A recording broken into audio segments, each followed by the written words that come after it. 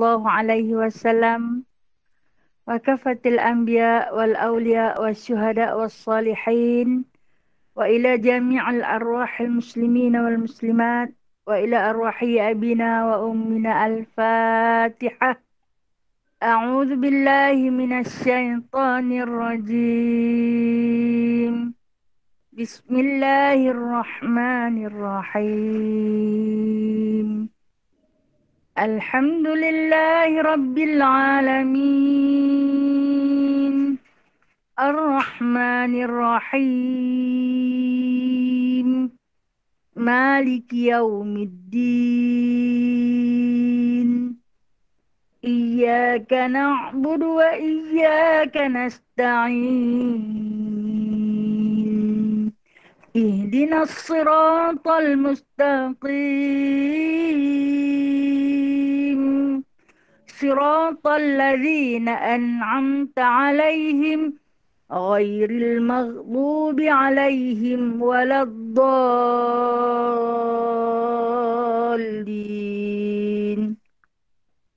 آمين. Oke, kita selawat Fatih nah. Allahumma salli wa sallim ala Sayyidina Muhammad الفاتح لما أغلق والخاتم. اللهم صل وسلم على سيدنا محمد الفاتح لما أغلق والخاتم لما سبق الناصر الحق بالحق والهادي لما سبق ناصر الحق بالحق والهادي إلى صراطك المستقيم إلى صراطك المستقيم وعلى آله وصحبه حق قدره ومقداره العظيم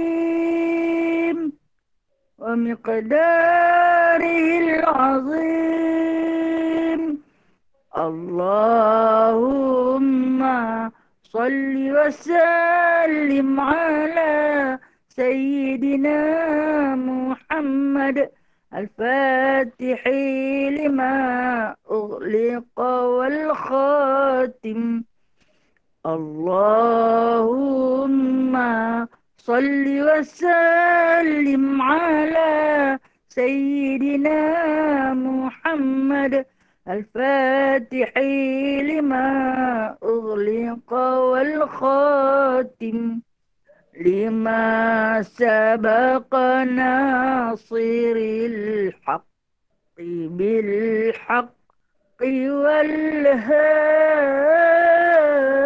والهادي لما سبق الناصر الحق بالحق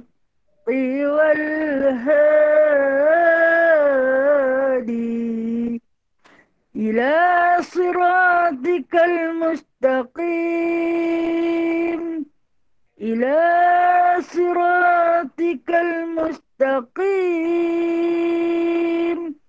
وعلى آله وصحبه حق قدره ومقداره العظيم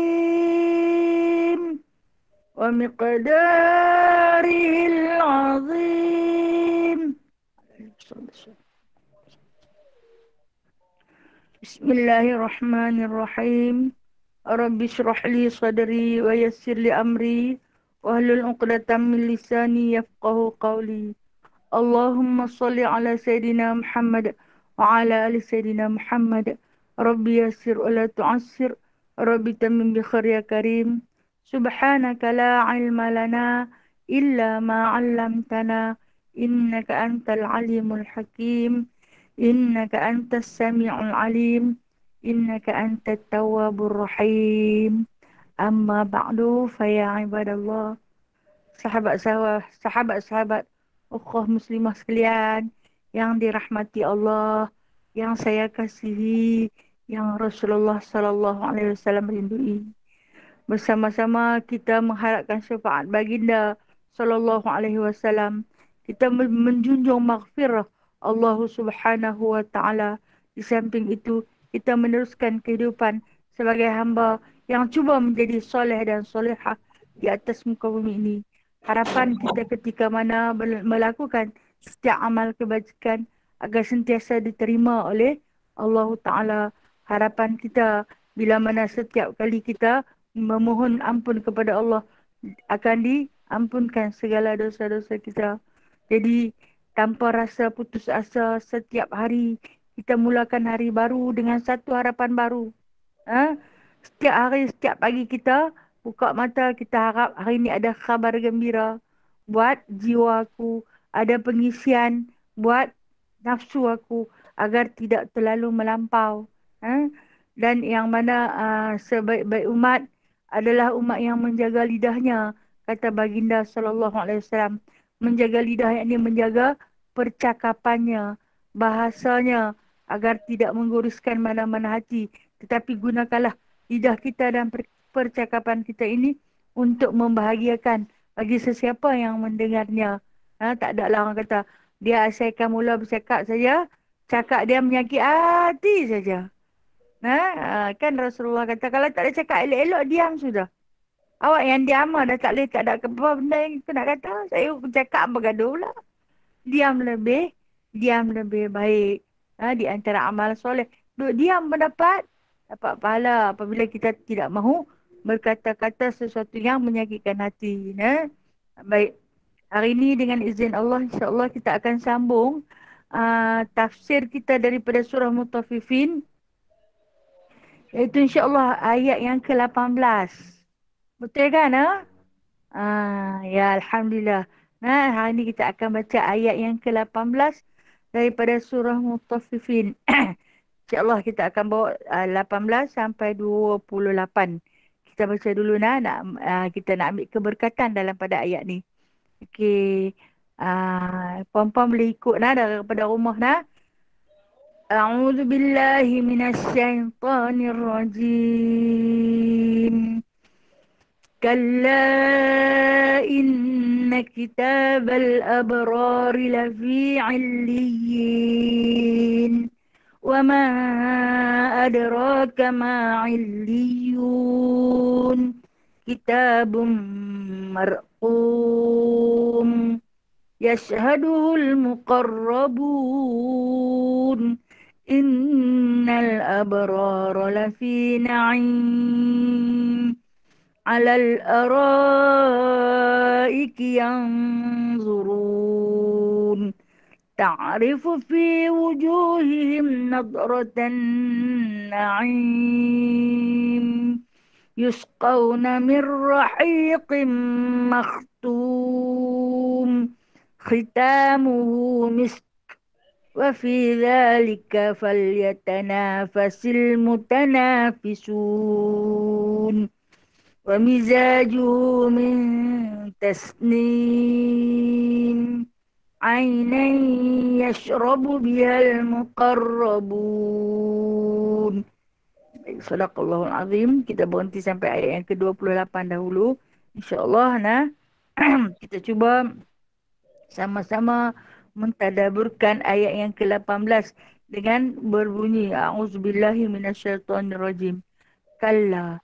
Biasanya kalau kata ulama-ulama tafsir, bila kat kalla dia akan waqaf Kalla. Berhenti. Harus. Itu dipanggil waqaf jawaz.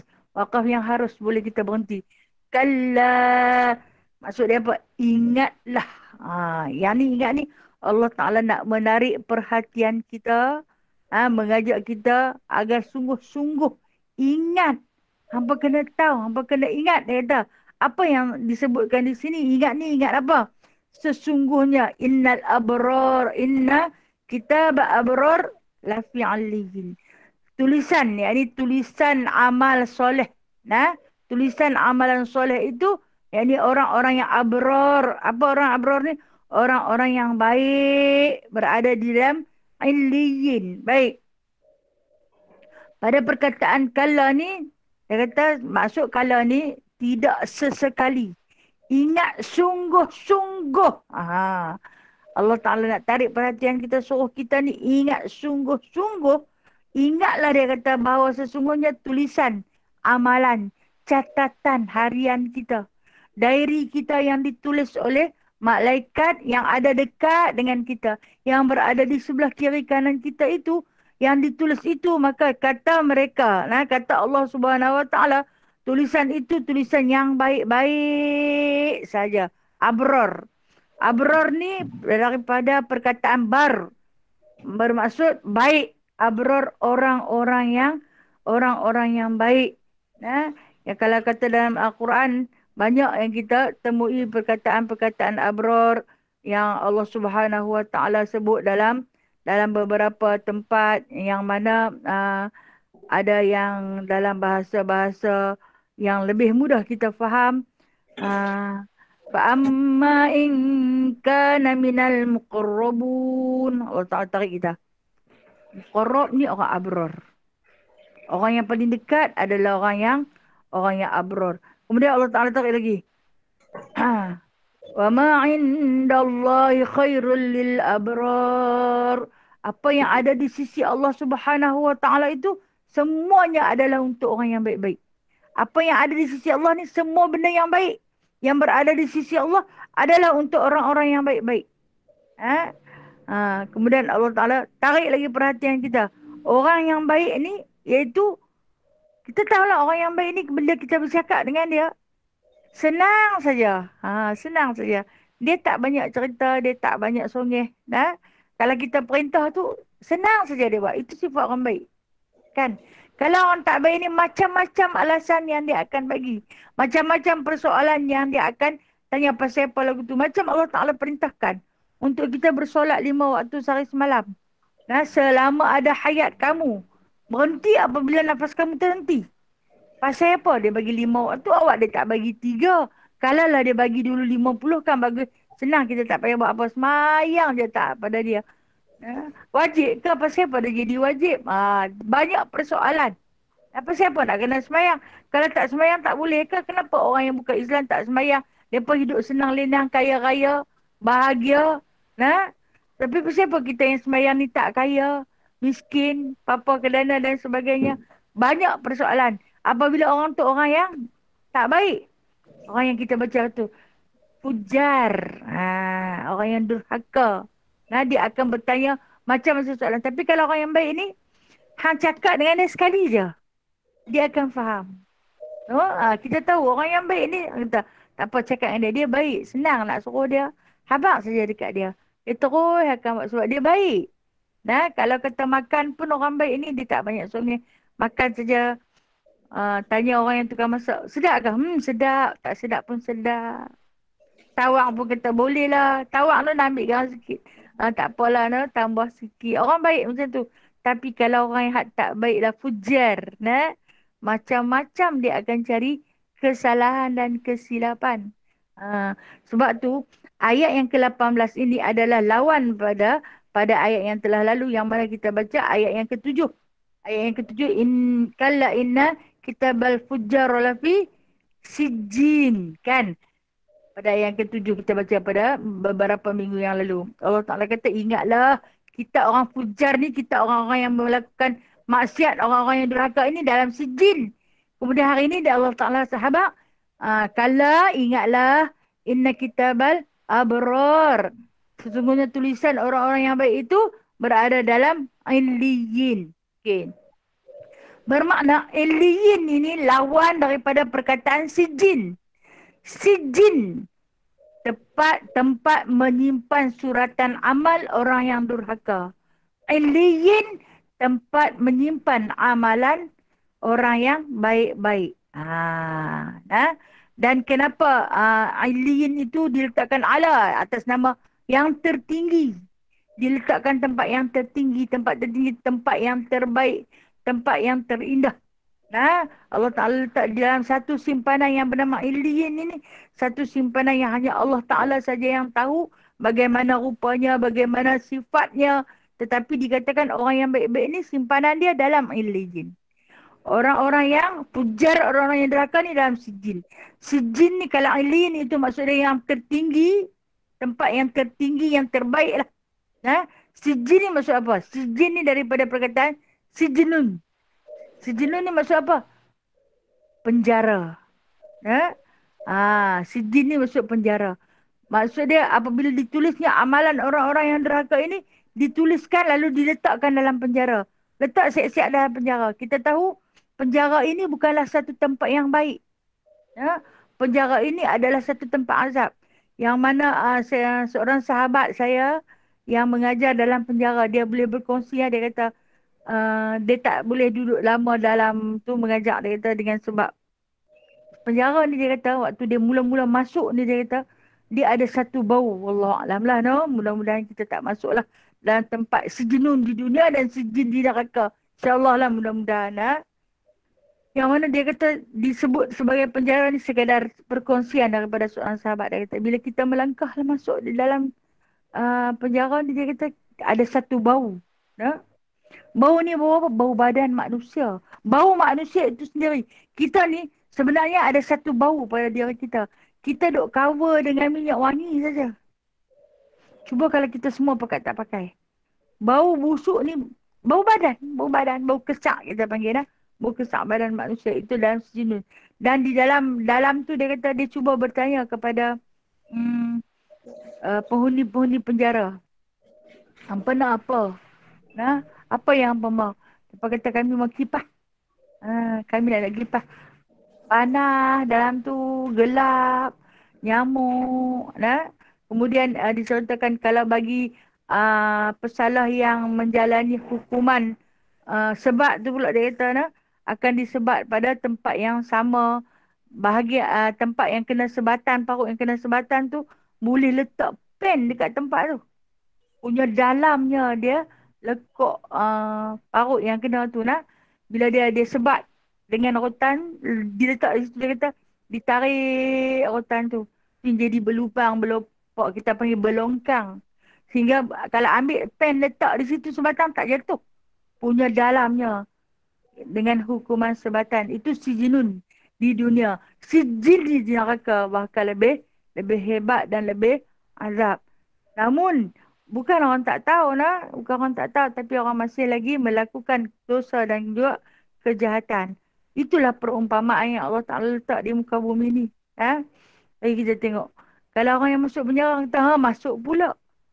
Dia tak serik-serik ke? Kerana sifat fujar, sifat penderhakaan yang pada diri dia tu, dia jadi sebati.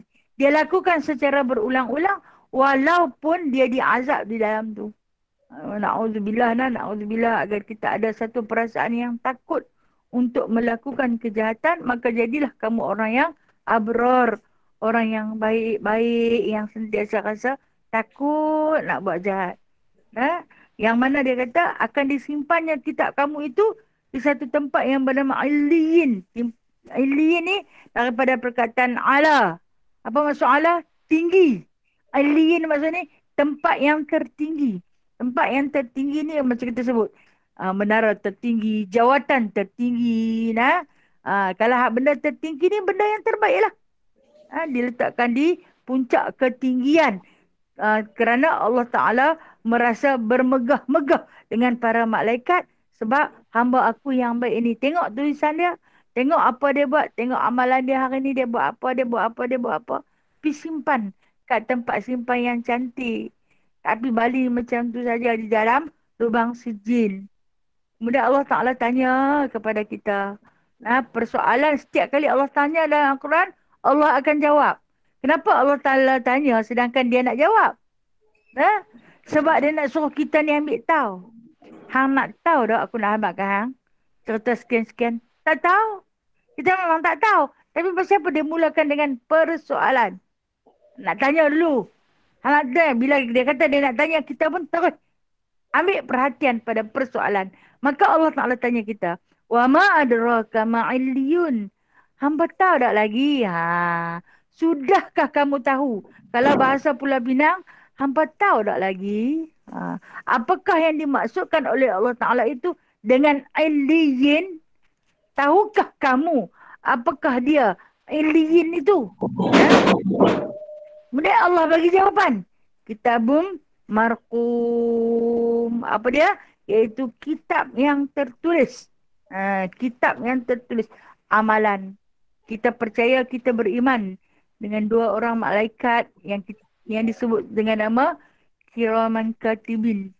Tugas mereka menulis amal kebaikan dan juga amal kejahatan. Itulah tulisan yang sentiasa ditulis tanpa pernah berhenti.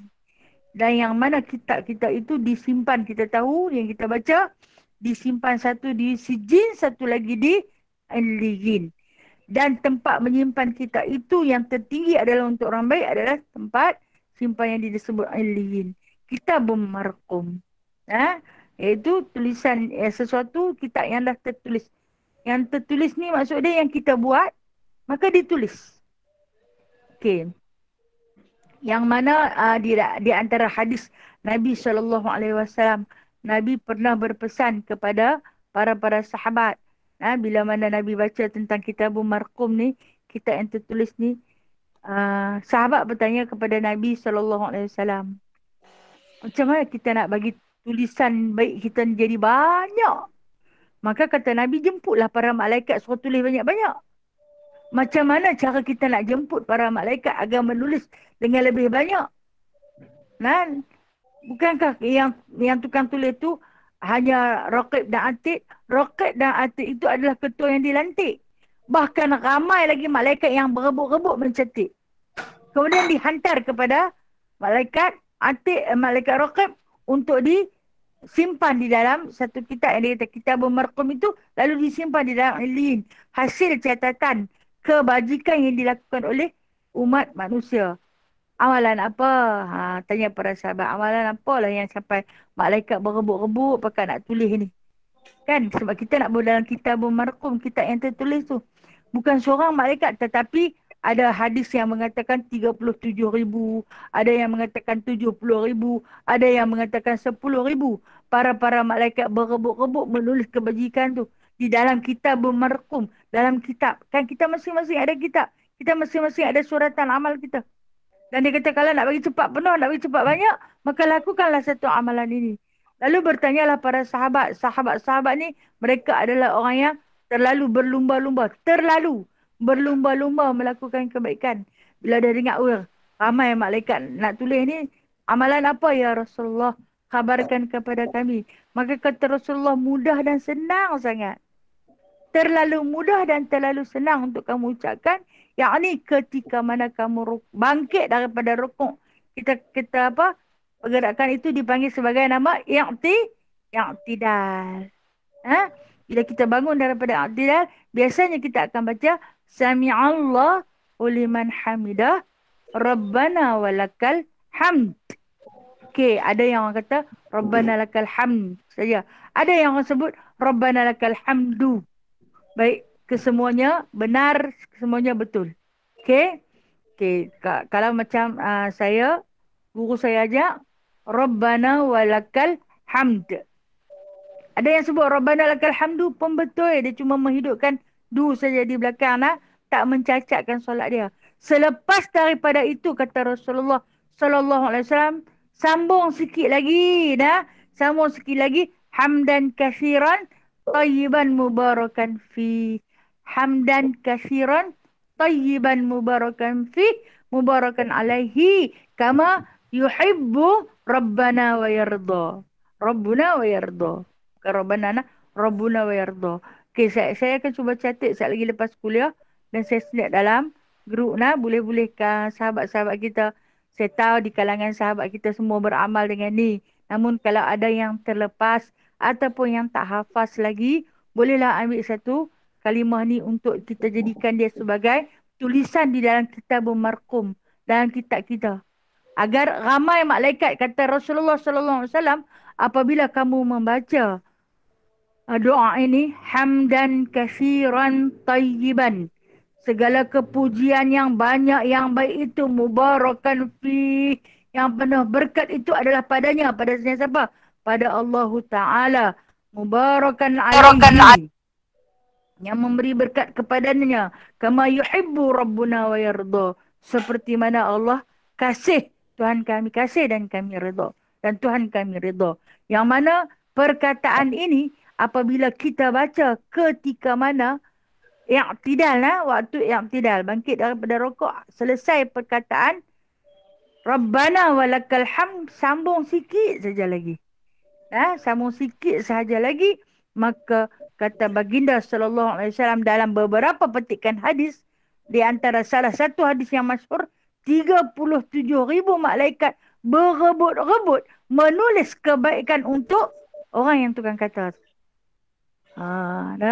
Kan kita kata kita nak tulisan yang penuh dalam kitab marqum kita, kitab yang baik, agar kitab kita itu disimpan di Aliyin, di tempat yang tertinggi.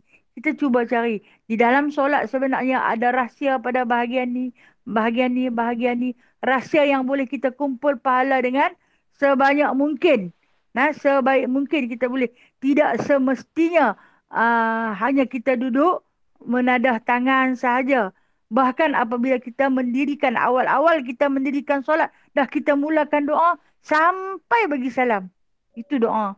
Sebab tu apabila pengertian solat pada istilah ialah doa. Sebenarnya setiap kali kita angkat takbiratul ihram tu dah mula doa. Sampai bagi salam. Kita duk berdoa. Cuma kita tak faham. Rupanya pada setiap bahagian, pada setiap tempat, kita puji, kita takbir, kita tasmih, kita tahmid pada Allah, kita taqdis kepada Allah, dan akhirnya kita akan akhiri dengan kesejahteraan, ucapan kesejahteraan untuk kita orang yang mendirikan solat dan untuk para malaikat yang mencatat amal kebajikan kita. Dan sebab itulah dalam rahsia solat itu ada satu bahagian yang mana bila mana kita baca kalimah tu, 37,000 malaikat, ini kata Rasulullah, bukan kata saya, akan berebut-rebut menulis kebajikan di dalam kitab marqum. Dalam kitab kita. InsyaAllah saat lagi, panjang umur lepas kuliah, saat lagi saya cuba catat. Dan kita snap bolehlah kongsi dengan kawan-kawan. Kalau selalunya, kalau bila kita ada kuliah, boleh kita foto state. Foto state bagi, tapi yang ni pun boleh. Ini pun boleh. Sahabat-sahabat kita yang budiman di luar sana, mereka akan selalunya mencatat dan buat yang terbaik untuk diedarkan pada kawan-kawan yang lain. Okey. Yang mana kata Allah Ta'ala, kitab yang kita bermarqum ni, yang tertulis amal kebajikan, amal abrar kita itu, kata Allah Subhanahu Wa Ta'ala, yashhaduhul muqarrabun, disaksikan oleh muqarrabun. Siapa dia muqarrabun ini? Muqarrab ni daripada perkataan qarib, orang yang dekat. Siapa orang yang dekat dengan Allah? Baik, ada beberapa pecahan pembahagian tentang muqarrabun ni. Muqarrabun ini, yang pertama sekali, muqarrabun ini adalah para malaikat. Malaikat yang akan menjadi saksi di sana nanti, bahawasanya segala amalan yang akan dibentangkan di akhirat nanti, mereka kata kami tengok. Kata Raqib dan Atid, kami menulis, kami mencatat. Kata para malaikat lain, kami duduk sama menyaksikan. Yashhaduhul, apabila mereka sama-sama duduk di dalam majlis-majlis ilmu, apabila mereka sama-sama duduk di dalam sof-sof berjemaah, apabila mereka bersama-sama duduk di dalam majlis zikrullah, maka kami menyaksikan, kerana para malaikat suka pada majlis-majlis ilmu, majlis-majlis zikrullah, majlis-majlis sembahyang berjemaah, dan majlis-majlis tempat kita duduk adalah untuk melakukan kebaikan. Apa juga kita buat kebaikan dalam majlis itu, maka dihadiri oleh para malaikat. Dengan sebab itulah kita kena jaga akhlak dan tingkah laku dalam keadaan apa sekalipun, sebab mereka sentiasa hadir. Itu yang dikatakan yashhaduhul muqarrabun. Malaikat itu menjadi saksi pada setiap perbuatan kita. Dan penyaksian malaikat itu dicatat. Bukan sekadar menyaksikan, tetapi dicatat minit-minitnya. Disebut sekian waktu, sekian masa, sekian hari jam dia buat macam ni. Maka para malaikat itu apabila dia bentangkan kita punya kitab marqum nanti, maka mereka itu kata kami saksikan. Itu dipanggil muqarrabun. Yang kedua, siapa lagi disebut dengan muqarrabun? Para rasul. Nah, yang kita tahu di antara yang menjadi saksi di akhirat nanti ketika mana amal, suratan amal kita dibuka, dibentangkan adalah Nabi SAW yang akan menjadi penyaksi. Baik. Yang ketiga, siapa dia golongan muqarrabun ini? Para wali Allah. Ha? Juga mereka itu di kalangan orang-orang yang disebut oleh Allah Subhanahu Wa Taala sebagai muqarrab. Muqarrab ni orang yang dekat diri dia dengan Allah. Dia tak boleh rasa jauh. Bila dia rasa jauh, maknanya boleh hari ni lama tak mengaji Quran. Ha? Berapa hari dah? 3 hari dah tak buka Quran ni.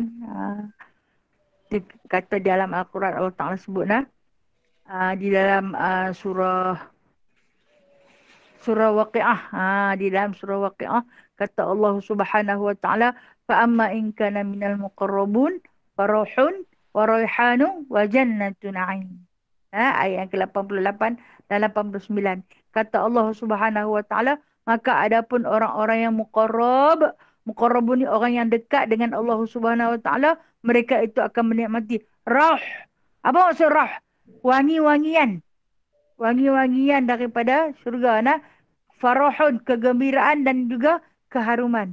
Yang kata keharuman syurga ini, 500 tahun perjalanan telah pun terhidu harumnya syurga. 500 tahun lagi nak sampai dekat dia, dah terhidu harumnya syurga. Jadi adalah untuk siapa? Untuk orang muqarrabun. Jauh lagi nak sampai. Tapi daripada terhidu. Dan hidu itu menyebabkan mereka rasa rauh, farahun, seronok. Memanglah orang kalau tercium bau yang wangi ni rasa seronok. Rasa senang hati. Aroma terapi. Lapang. Rasa ambil sedapnya bau ni. Kefikiran akan tenang. Dada rasa lapang. Roh, kegembiraan. Raihan, keharuman. Jannatu na'im. Dan syurga yang penuh dengan nikmat. Adalah untuk orang-orang yang muqarrabun. Ini diulang oleh Allah Subhanahu Wa Taala. Kemudian dalam surah Waqiah juga ayat yang awal-awal jadi ayat yang 11 dan 12. Was-sabiquna as-sabiqun ulaikal muqarrabun. Allah Taala sebut, as-sabiquna as-sabiqun, orang yang berlumba-lumba buat kebaikan ni, orang itulah orang yang berjaya. Siapa dia? Mereka adalah orang yang muqarrabun. Orang yang dekat dengan Allah Ta'ala. Okey. Kalau kita nak tahu ciri-ciri orang muqarrabun ni macam mana? Orang yang berlumba-lumba nak buat kebaikan. Kalau kata kita ajak berwakaf tu berebut-rebut saja dia pemasuk. Kalau kita ajak untuk membantu sekian-sekian bahagian, masing-masing berebut nak ambil bahagian. Kita ajak mereka baca Al-Quran, hadiah kepada si mati Polan bin Polan, berebut-rebut ambil juzuk. Itu dipanggil sabiqun, orang yang berlumba-lumba melakukan kebaikan. Hebat. Di antara yang disebut oleh Allah Ta'ala, orang yang berlumba-lumba di atas melakukan kebaikan ini, mereka itulah orang yang muqarrabun. InsyaAllah mudah-mudahan kalau kata kita tak boleh nak jadi muqarrabun ni, kita jadilah orang sabiqun. Sabiqa.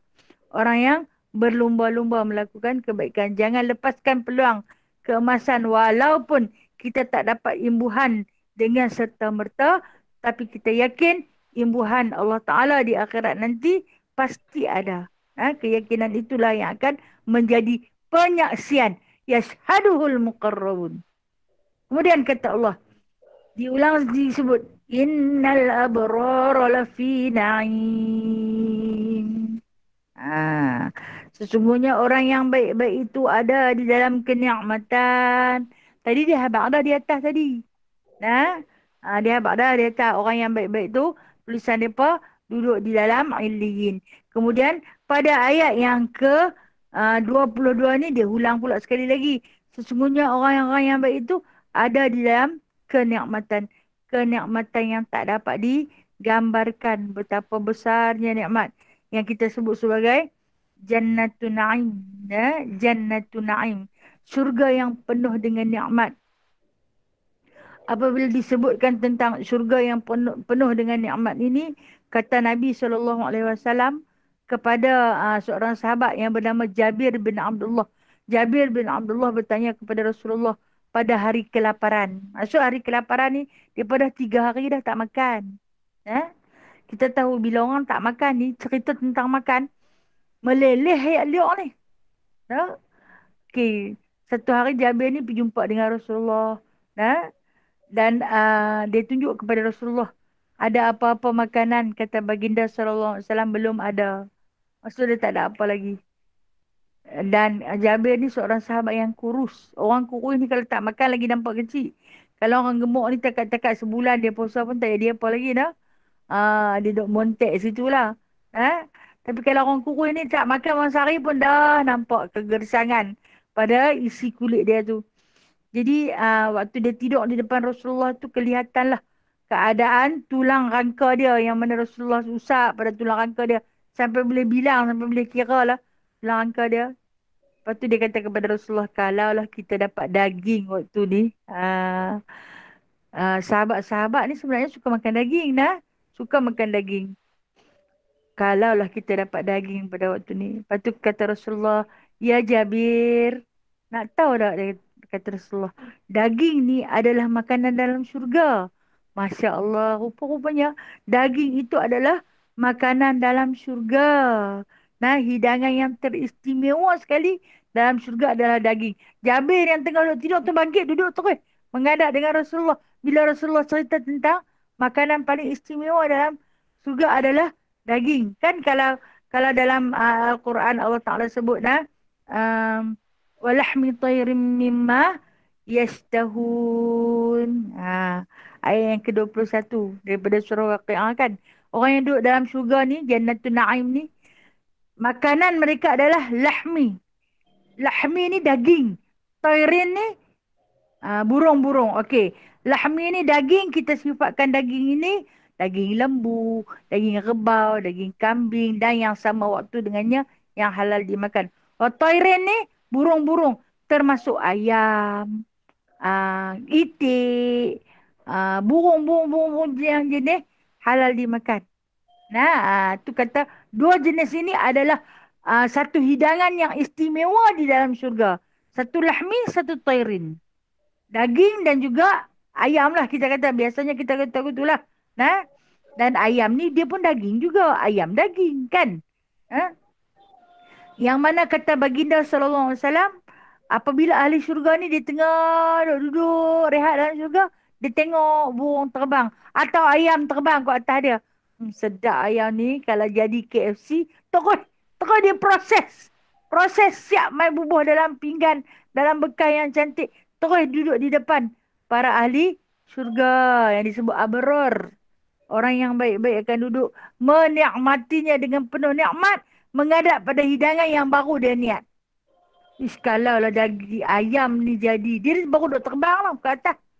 Kalau daging burung ni jadi masak merah pun sedap. Dia jadi terus main terus kepada ahli syurga. Maka Jabir ketika itu yang sedang kelaparan dengar begitu asik. Orang lapar dengan cerita pasal makan. Orang lapar. Macam kita puasa, kita buka TV, tengok satu rancangan, jalan-jalan cari makan. Punya kecok yang liuk lah. Lapar tak kira-kira dah bila tengok orang makan kan. Sebab orang lapar. Tapi kalau orang kenyang dia tak apa kisah. Jadi Jabir ni bila Rasulullah cerita dekat dia tentang keadaan dalam nikmat dalam syurga ni, dia sampai tengah-tengah dengar. Bangkit duduk depan Rasulullah. Bolehkah ya Rasulullah, andai aku berniat untuk makan sekian-sekian, niat saja.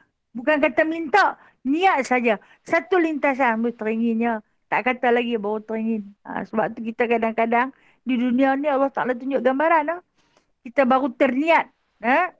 Kalau lah dapat bengkang ubi, contoh kata.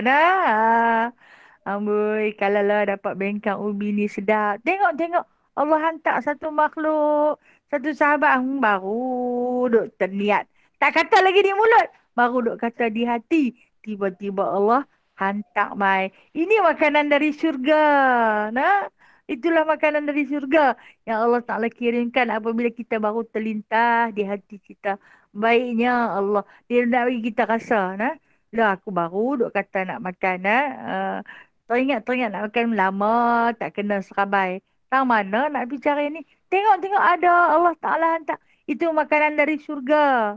Nah, insyaAllah, insyaAllah. InsyaAllah walaupun tidak seindah dalam syurga. Tapi bahagia rasa hati apabila apa yang kita niat tu sampai. Nah dapat dengan serta-merta. Itu kehebatan yang akan Allah Ta'ala bagi pada orang yang baik-baik. Nah, Allah kan baik. Allah itu maha baik. Suka pada kebaikan dan suka pada orang yang buat baik. Maka kita buat baik selagi yang termampu. Walaupun kita duduk dalam rumah, sebenarnya kita boleh buat baik dalam rumah. Kita menyantuni ahli dalam rumah kita. Ha? Kita berbelanja dalam rumah kita. Itu adalah kebaikan. Sedekah paling tertinggi apabila kita sedekah balik kepada anak cucu dalam rumah kita ni. Kita jamu di pemakai itu ada sedekah yang tertinggi. Nah, paling baik. Jadi jangan berkira dah, jangan berkira pada bahagian-bahagian yang kita belanjakan kerana itu dikira sebagai pahala sedekah. Pasal apa? Pasal nak jadi orang baik, nah. Nak jadi abror. Bukan mudah no. Nak jadi jahat senang, nak jadi baik ni susah. Usaha. Fastabiqul khairat. Berlumba-lumba nak buat baik. InsyaAllah dah. Allah Ta'ala akan bentangkan jalan kebaikan yang luas di depan kita, mudah untuk kita melaluinya. Tang mana kedudukan orang yang abror ni, orang yang baik ni, tang mana duduk dia? Alal araiki yang zurun, kata Allah Subhanahu Wa Taala, di atas arak. Arak ini diartikan sebagai pelamin. Ha? Pelamin di atas tempat-tempat pelamin. Tempat-tempat tinggi, tempat-tempat yang baik, yang indah-indah. Itulah mereka akan duduk di sana. Daripada sana mereka akan yang zurun. Apa maksud yang zurun itu? Memerhati daripada tempat-tempat tinggi. Pelamin. Okey, diistilahkan Araik ni sebagai pelamin. Kenapa? Cantik, indahnya pelamin. Biasanya, dulu-dululah sebelum kita PKP. Bila kita pergi kenduri kawan-kawan kita, kita masing-masing nak tengok cantiknya pelamin, kan? Maka ada juga kesempatan yang diambil oleh sahabat-sahabat kita nak posing atas pelamin. Pengantin tak naik lagi, kita naik dulu, kan? Nah, itu kenakalan, biasalah. Tak berdosa pun, Okey. Cantiklah biasa orang tengok mana punya hasil kerja ni, siapa yang buat cantiknya, berapa ribu, kita akan tanya macam-macam lah. Lawa, kena lagi besar stage tu, lagi mahal harga dia. Kalau kata orang nak pergi tengok, ada pelamin, orang pakat-pakat nak tengok. Kemudian, apabila masuknya mempelai pengantin, akan diduduki di atas pelamin. Daripada sana mereka dapat melihat. Okey, kalaulah kita tak pernah merasa duduk atas pelamin. Dulu-dulu ada yang orang tak berpelai. Contohnya saya lah, memang kami tak pernah bersanding pun, Jadi, andainya kita nak merasa, Allah Ta'ala nak bagi tu. Duduk alal arak, di atas tempat yang tinggi. Bukan tinggi sampai gayak tu. Jangan bayangkan tinggi macam menara tu. Tak. Di atas tempat yang tinggi-tinggi ketika mana makhluk manusia sedang dalam azab di alam mahsyar. Ketika itu, maka orang-orang abrar itu akan diarak di atas pelamin yang tinggi-tinggi. Diarak berjalan. Dia tak payah berjalan kaki pun. Dia tak payah menggunakan lutut, menggunakan muka dia bagi terbalik ke bawah. Tetapi dia duduk di atas pelamin. Satu singgah sana yang indah. Maka singgah sana tu tak payah dia berjalan. Berjalan dengan sendirinya. Allah, Allah, hebatnya orang-orang abrar ni. Dia nanti perhati tengok. Bukan nak boleh berhenti. Menak. Mai tumpang. Tengok macam tu. Sebab tu kita selalu bercakap, bila kita duduk di sana nanti, di mahsyar nanti kita dah miskin dah, Bangkit-bangkit tu kita miskin dah. Dengan tak ada baju, tak ada apa. Tak ada kenderaan nak jalan jauh. Entah berapa ratus tahun kita nak berjalan. Kan kita selalu berpesan. Saya ingat Kak Zalilah selalu berpesan. Cari saya, Cari saya, Allah, sayunya hati apabila disuruh mencari. Tak tahulah nak cari, nak jumpa ke tidak, kita tak tahu nasib kita macam mana di sana. Cuma harap sangat-sangat ada sahabat-sahabat kita yang solehah ni. Bolehlah cari kita di sana Kak nah. Sama-sama nah sahabat-sahabat kita. Sebab tu kata Nabi SAW, berkawanlah dengan orang yang boleh mendekatkan diri kamu dengan Allah. Apabila kamu berkawan dengan orang yang boleh mendekatkan diri kamu dengan Allah, maka mereka lah yang akan membawa kamu di sana nanti. Ha, boleh ambil syafaat dia, boleh minta pertolongan dia. Ha? Katakan kepada Allah dan juga Rasulnya nanti, kami dulu pernah duduk sama-sama. Kami pernah duduk dalam satu kuliah. Kami pernah sembahyang berjemaah sekali. Kami pernah puasa sama-sama. Kan kita main puasa ni. Main puasa ni kita pakai ajak-ajak kawan esok kita berpuasa. Ya Allah saksikanlah ya Allah. Ya Rasulullah saksikanlah ya Rasulullah. Para-para malaikat juga menjadi saksi. Kami pernah berkawan bersama. Kami berkenalan di dalam satu ruangan yang tertutup yang dinamakan ruangan ukhuwah muslimah. Kami berkasih bersama walau kami tidak ada ikatan darah pertalian yang erat. Namun kami ada satu ikatan yang kukuh di atas nama ukhuwah muslimah. Boleh cari, boleh cari. Boleh cari insya-Allah. Tapi kena baiklah no. Kena baik. Kena jadi abrar. Untuk kita saling cari mencari Allahu Akbar. Jangan lupa cari saya kalau tak jumpa dah. Carilah saya sama nak. Jangan pinggirkan kalau tak nampak saya di sana. Adalah wallahu alam tak tahunya. Tak tahu nasib kita di sana no macam mana. Kalau lah ni pun kita saja nak berjalan kaki kat atas jalan kita tak jalan no. Kalau lah ni lah orang suruh kita berjalan. Contoh kata dari saya matang ni pergi Belpah. Mungkin saya tak jalan lah. Pasal apa nak berjalan? Kita ada kenderaan. Tapi di akhirat nanti kita dihalau seperti binatang. Dengan tak berpakaian, dengan panas, dengan sakit, azab dan siksa. Kita dihalau. Kalau ada sahabat-sahabat yang solehah, boleh tolong. Sebab tu Nabi pesan, berkawanlah dengan orang yang soleh. Berkawanlah dengan orang yang solehah. Kerana mereka boleh membawa kamu ke arah kebaikan. Dan mendekatkan diri dengan Allah. Nak jadi abrar ni. Kena pandai cari kawan.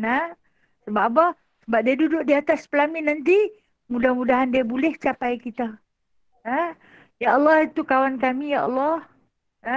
Itu kawan kami, ya Allah. Kami pernah bersama, ya Rasulullah. Dia pernah menangis rindukan kamu, ya Rasulullah. Jemput dia. Yang sebut dalam satu selawat Nabi yang disebut. Adrikni, adrikni. Capailah aku. Capailah aku. Sambutlah tanganku. Boleh. InsyaAllah ta'ala. Kemudian kata Allah lagi. Orang yang duduk di atas tempat yang tinggi, atas pelami yang tinggi-tinggi ni, biasanya orang yang bahagialah.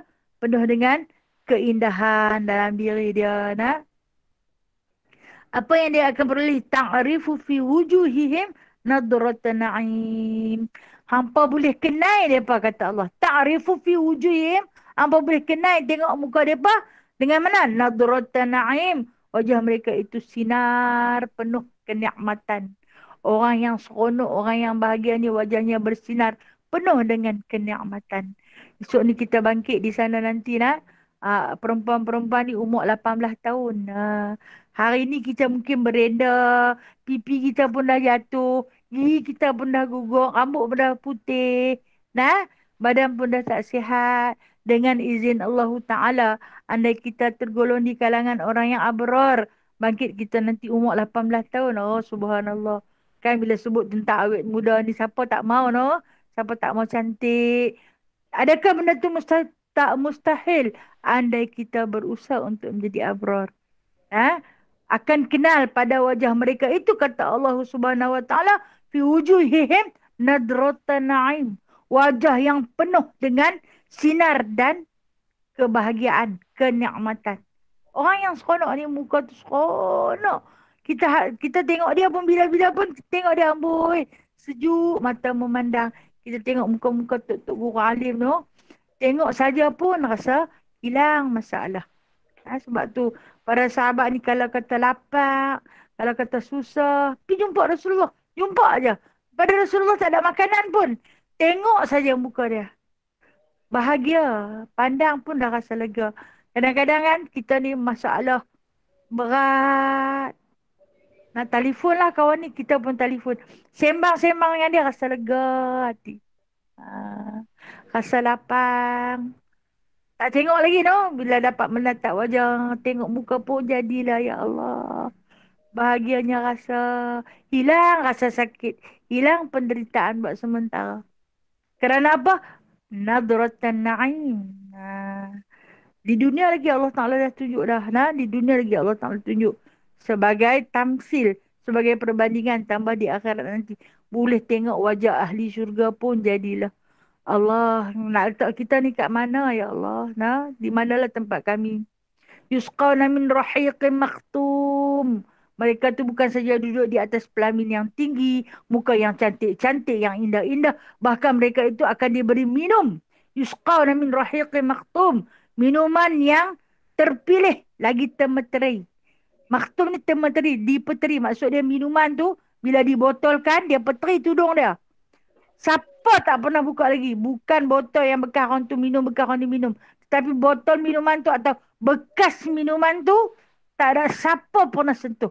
Termeteri. Apa dia? Khitamuhu misk. Khitamuhu misk ni maksudnya meteri dia itu cop. Tudung dia itu dia kata daripada misk. Kasturi yang harum baunya.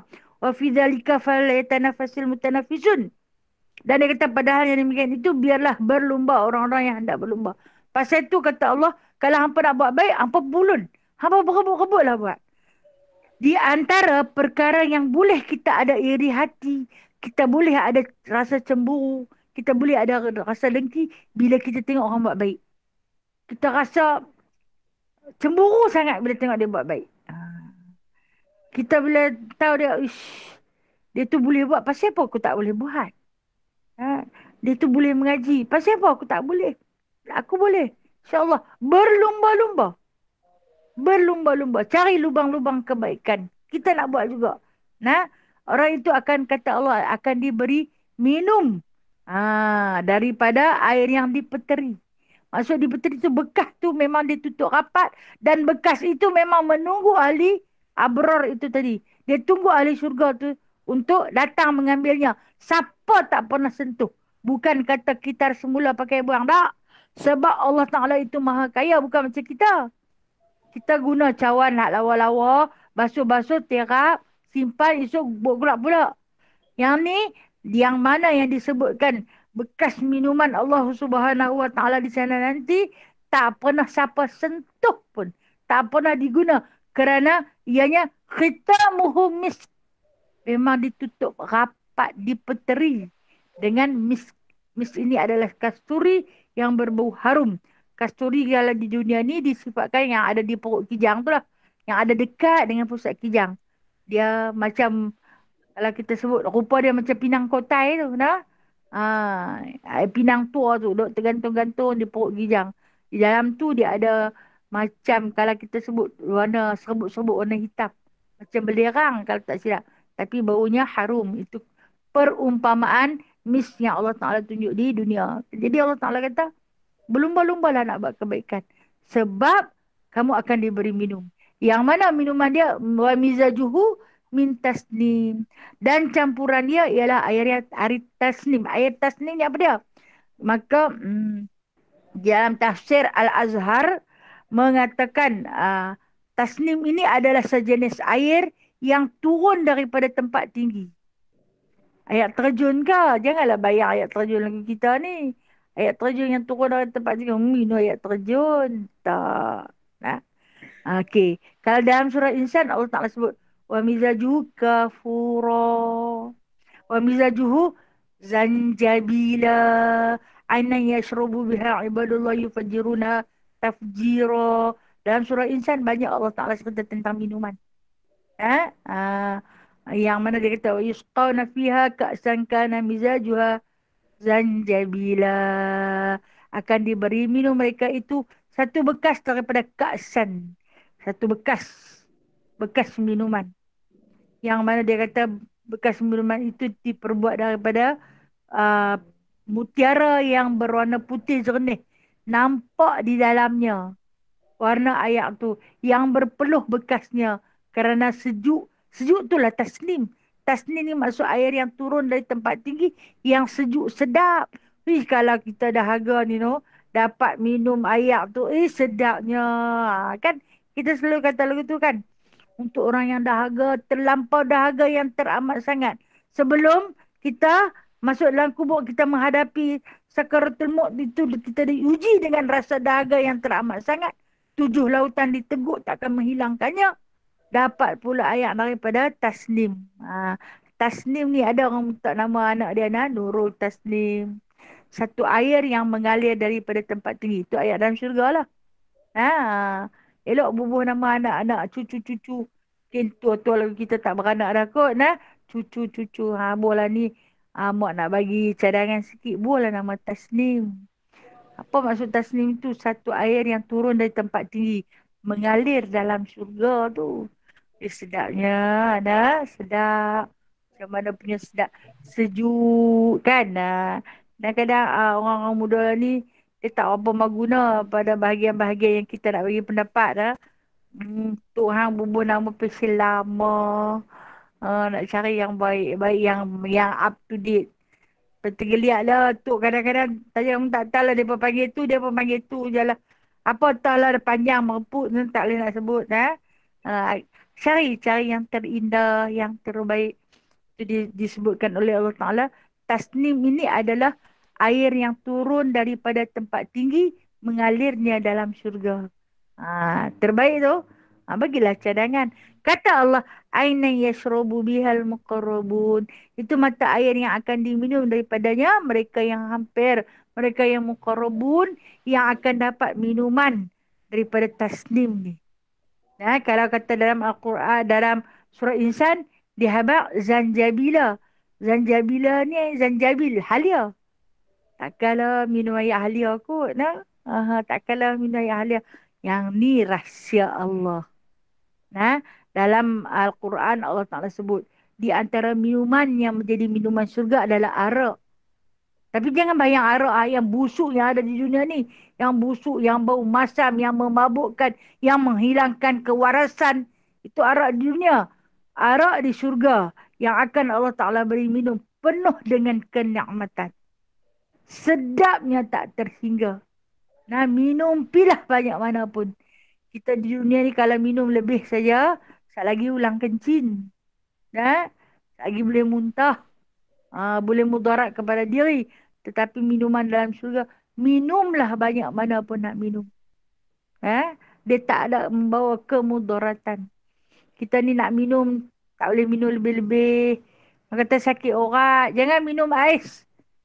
Pantanglah ais. Kena orang yang suka ais ni no. Tak boleh minum ais. Jangan minum banyak. Lagi batuk. Bila batuk dah nak terkencing. Banyak gangguan. Pasal apa? Sebab membawa kemudaratan. Minuman di dalam syurga tu. Minumlah banyak mana pun. Tak mudarat. Tak kenyang. Tak mengah. Tak kencing. Allah nikmatnya. Yang kata orang-orang yang muqarrabun ini kedudukan mereka kedudukan yang penuh dengan kenikmatan. Mudah-mudahan kalau kata kita tak dapat keseluruhannya melakukan kebaikan, dapatlah buat sikit pun jadilah. Mungkin kita tak boleh nak buat semua. Al-maklumlah kita bukan muqarrabun. Kita orang awam, orang biasa yang selalu melakukan kesalahan.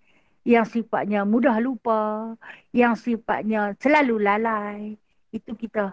Tapi dalam kekurangan diri kita tu kita sedang berusaha nak buat baik. Hari ni nak buat baik lagi daripada kemarin. Kadang-kadang kita gagal dengan iltizam kita. Esok nak buat baik lagi. Setiap hari kita sentiasa mengiati dengan perkara-perkara kebaikan. Itu orang yang dipanggil orang yang berlumba-lumba. Berlumba-lumba untuk melakukan kebaikan. Wallahualam. InsyaAllah ada rezeki kita minggu depan kita akan cuba masuk kepada ayat yang ke-29. Allah Ta'ala nak cerita pula tentang orang ajramu. Orang yang berdosa ni akan diketawakan malunya. Bila sebut tentang orang berdosa, rujuklah pada diri kita. Kerana sesungguhnya kita berdosa. Banyak sangat dosa yang kita bawa. Menghadap dengan Allah. Mudah-mudahan Allah Ta'ala hapuskan sebelum kita mati nanti. Wallahu a'lamu bishawab. Okey. InsyaAllah nah. Ada soalan nak tanya tak?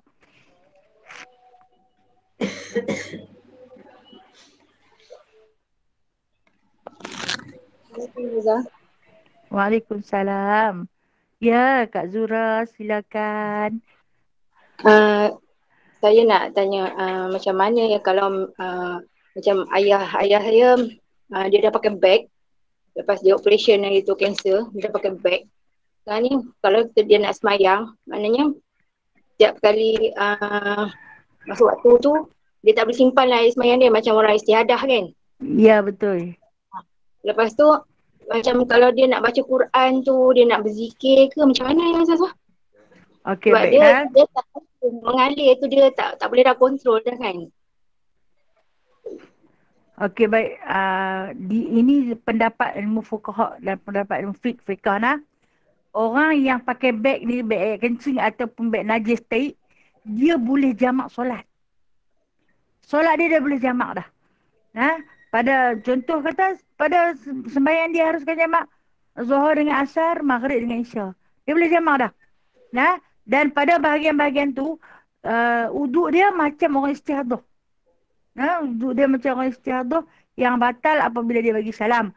Tetapi dia boleh baca Quran untuk perkara-perkara sunat. Dia boleh sembahyang sunat. Dia tak payah ambil sembahyang lain lah. Contoh kata dia nak buat qabliyah ba'diyah. Kan dia duduk, dia dah jamak sembahyang. Tapi dia tak boleh qasar nah. Dia boleh jamak. Jamak tamam. Dia buat zuhur, 4 rakaat. Lepas bagi salam, kata dia nak buat qabliyah ba'diyah. Boleh. Nah, kemudian dia buat asar. Nah, kemudian dia nak baca Quran. Dia boleh baca Quran. Dia tak perlu beruduk semula. Dengan sebab apa? Sebab ada musyaqqah dia. Dia ada beg. Istimewa Allah Ta'ala bagi. Jadi dia tak perlu beruduk semula. Cuma saat ni dia nak semayang maghrib dengan isya dia boleh jamak. Baru kena ambil uduk lain. Dan kemudian di antara tu, dia boleh tak buat ni. Dia semayang maghrib 3 rakaat. Kemudian dia semayang isya 4 rakaat. Dia boleh nak selang-selikan dengan qabliyah ba'diyah dia boleh buat. Dia boleh baca Quran, dia boleh berzikir. Nah, dalam tu dia kata dia dibolehkan melakukan perkara-perkara wajib, iaitu satu solat fardu. Kalau dia jamak, dia dapatlah 2.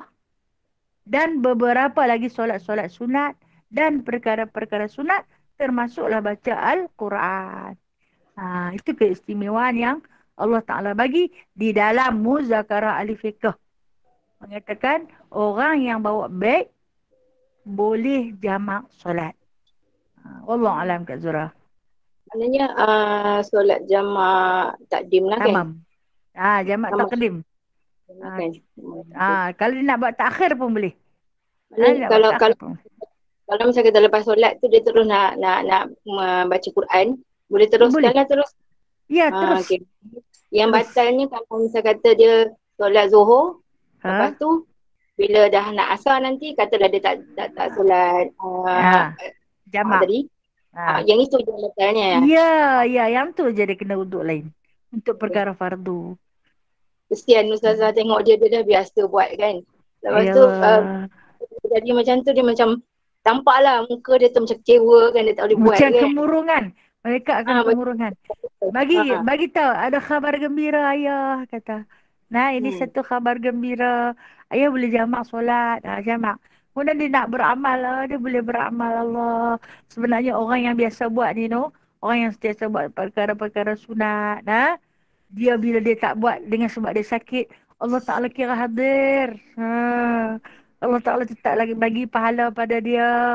Kan? Tapi bila dah biasa buat, bila tak boleh buat, memang nampak kemurungan. Bagi tahu, kabarkan kabar gembira pada dia. Jamak solat. Boleh buat. Tak payah beruduk semula. Sebab untuk perkara fardu dan beberapa perkara sunat. Kalau macam lepas tu dia selalu kalau macam lepas dia semayang dia akan buat semayang qadha. Memang rutin dia memang macam tu. Boleh lah Boleh. dalam satu duduk tu. Boleh. Boleh. Ya, boleh. Nah, Terima InsyaAllah kasih boleh Ustazah. lah. Ya, sama-sama. Assalamualaikum Ustazah. Waalaikumsalam warahmatullahi wabarakatuh. Kak Jamilah, Kak Ila. Kak Ilah, silakan. Kak Ila nak tanyalah kan. Kalau contohnya kita keluar, kita pergi keluar kan. Lepas tu kita selalu depan masjid. Lepas tu Kak Ila bagi tahu kawan Kak Ila, kata kan nak kirim tak duit masuk tabung sebab aku lalu depan masjid. Salah ke Kak Ila cakap macam tu? Okey, tak salah Kak Ila. Ajak orang melakukan kebaikan. Kadang-kadang kita nak bagi. Tapi kita tak tahu saluran mana. Nah, jumpa masjid. Kita tanya kepada kawan kita. Kita nak ajak orang buat baik. Nah, adakah salah? Tak salah. Menyeru ke arah kebaikan. Alhamdulillah. Kalaulah dia bagi dengan asbab seruan daripada kita, kita dapat pahala. Banyak mana yang dia bagi tu. Nah, Dia pesan, dia Alhamdulillah. pesan. Ilah Ustazah. Dia kata kalau Ya. setiap kali Ilah keluar, dia kata bagi tahu kat dia nak kirim. Alhamdulillah. Baik tu. Ah. Terima kasih Ustazah Ana. Sama-sama. Sama-sama. Assalamualaikum Ustazah. Waalaikumsalam. Ni pun Kak Jamilah juga ni. Kak Jamilah kan. Nak tanya Jamilah ni Ustazah. maksud dia orang yang cantik. Cantik. Dan nama aja cantik Ustazah. Cantik. Cantik. Tanya Alhamdulillah. Ustazah pasal kita tengah solat. Tengah solat kadang-kadang kita tersedu. Bila tengah sedu, kita tengah baca Al-Fatihah. Bila satu ayat kita baca sedu. Satu ayat baca tersedu. Tu kita boleh sambung ataupun kita sambung terus solat ataupun kita berhenti. Satu lagi pasal bila kita kata kelongkong kalau kita baca lagi batuk. Baca lagi batuk. Kadang-kadang kena baca macam lalah hati baru ni. Tapi itu tak boleh baca lalah hati kan Ustazah?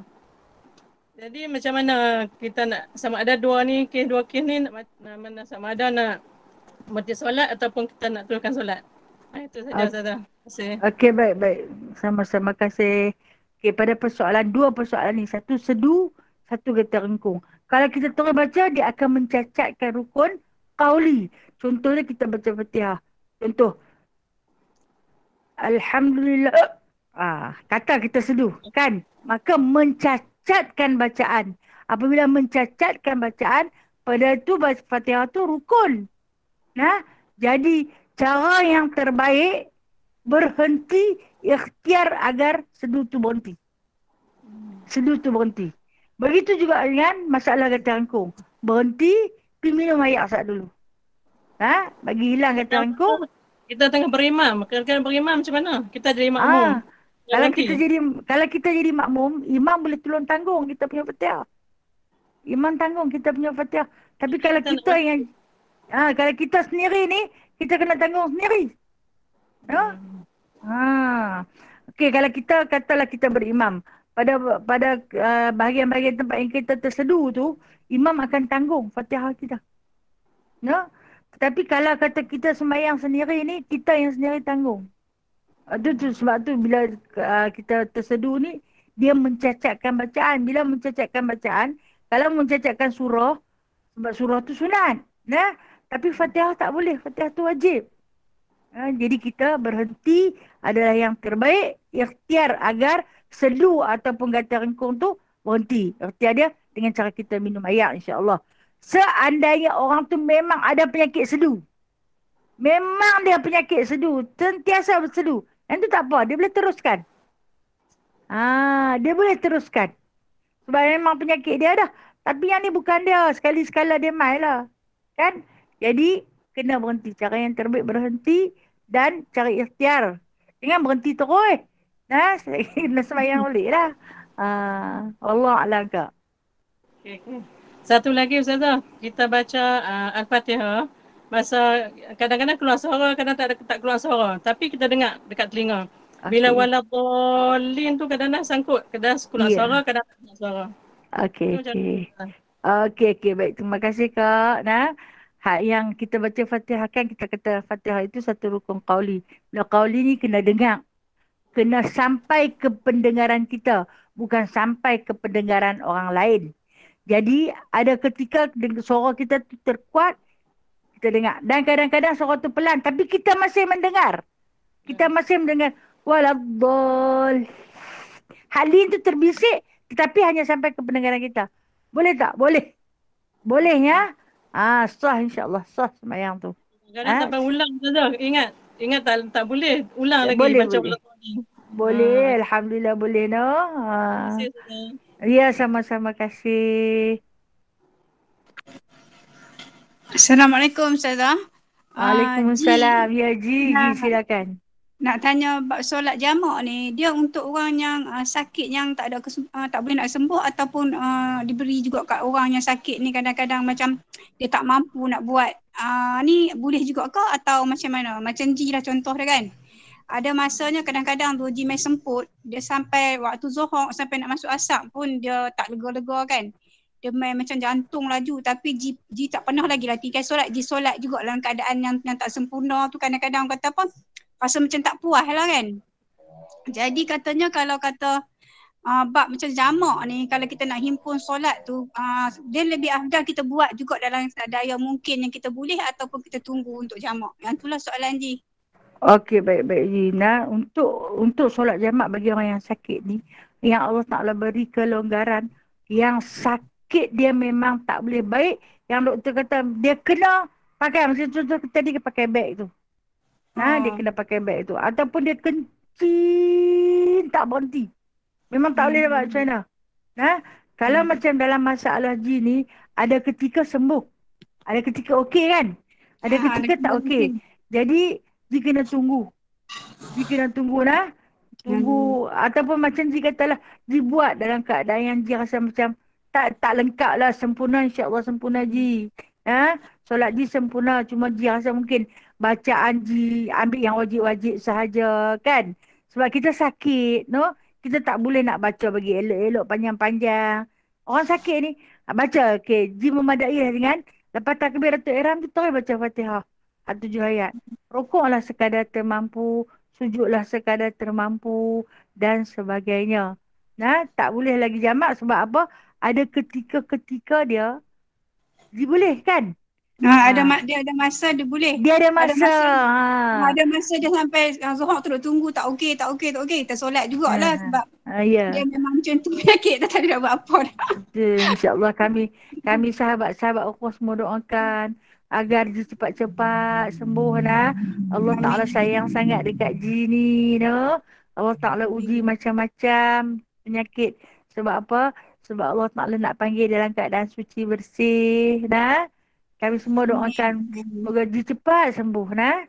Terima kasih InsyaAllah. Sama-sama kasih. Waalaikumsalam warahmatullahi.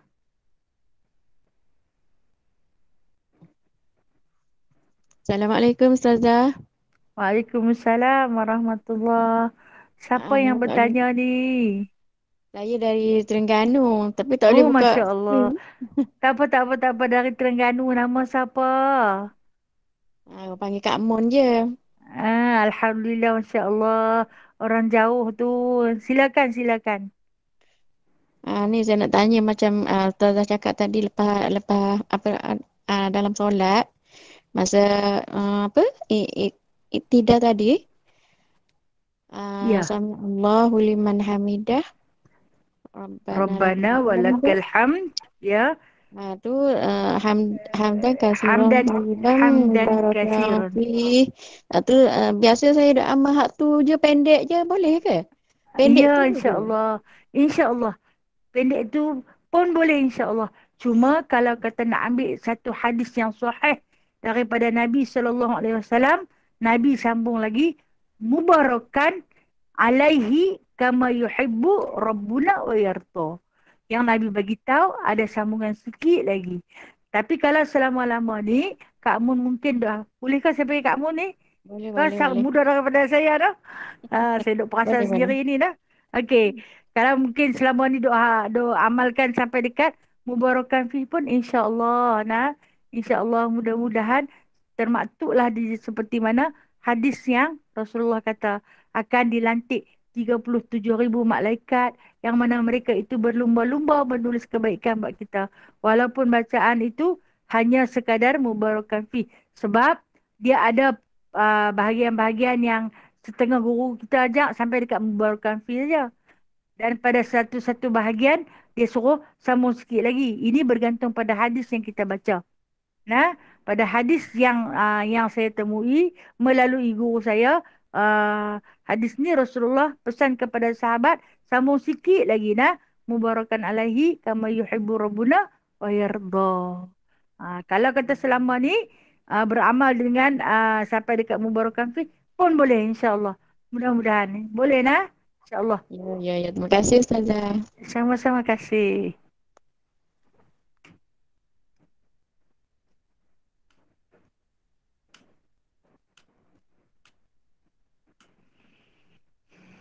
Okey, rasanya tak ada apa dah kot no. Kalau tak ada apa, saya mohon ampun dan maaf nah. Yang baik itu datangnya daripada Allah Ta'ala. Yang lemah, yang kurang itu adalah daripada diri saya sendiri. Itu wabillahi taufiq wal hidayah. Assalamualaikum warahmatullahi wabarakatuh.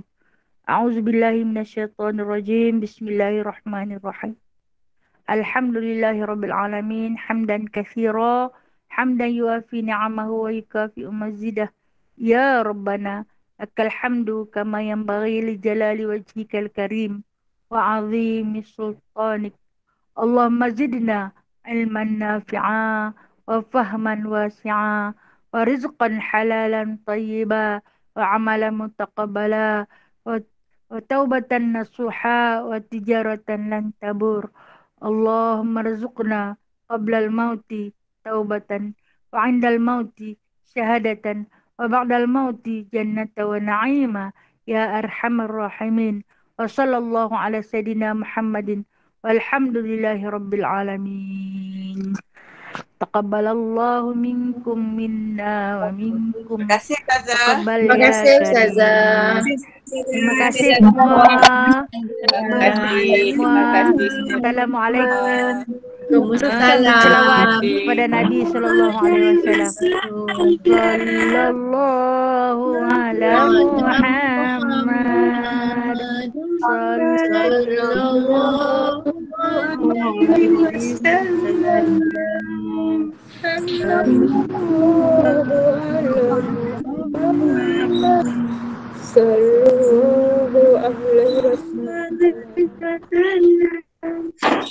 Terima kasih semua. Dalila, Azura, semua. Terima kasih semua sahabat-sahabat. Mira, Kak Lima, semua. Terima kasih Kak Ina. Assalamualaikum. Waalaikumsalam. Mana Cik Papa Adina kita, Cik Fauziah tu tak ada pun admin pun, Cik Rosmah pun tak nampak. Azadilah nanti. Tak boleh lah. Terima kasih Ustazah. Assalamualaikum. Sama-sama. Kita ada tunggu. Dia tak ada kata pergi klinik ah. Tak ada tu. Oh ya ke? Okey. Tak Rosmah tak boleh, tak sihat ke ya. Okey insya-Allah kita. Baik, assalamualaikum insya-Allah. Baik. Assalamualaikum. Waalaikumsalam warahmatullahi wabarakatuh. Ni. Oh, dia ada.